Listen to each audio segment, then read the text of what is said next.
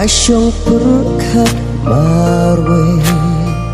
Mesti jonga kasih palei Ngapusot yapi Natuk ketuk kasih Kabana lembut yapi Harap no jonga Pinsyong ibe jong pi Ngan lo Shifta bat pi Harap bakut kisni Ongala aiti Hakarim ti jong pi Wat la dap pi dang don Ajing pule putih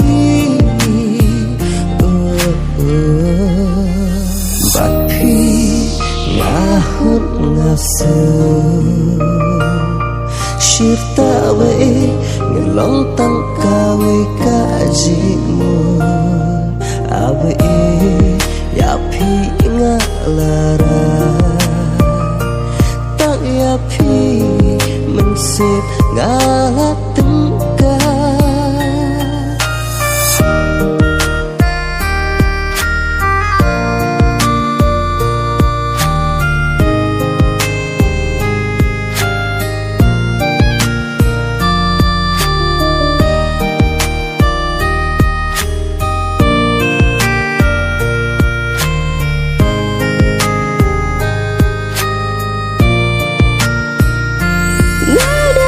Shisha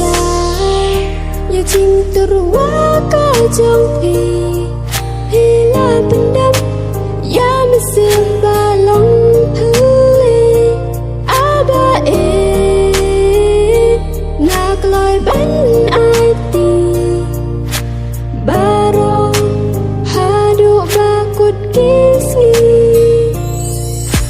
syirta bati ngalau hun lesuk nak loi ban ati Haduk bakut Ngalarai tang hapi Shi ju nam Haduk bakut Sati jing hapi ngan bende Jing bala chongi Kan ngai nes kham Ngalun ka mensi Day tang hapi Ngak loi be Ngan sumar ngan ri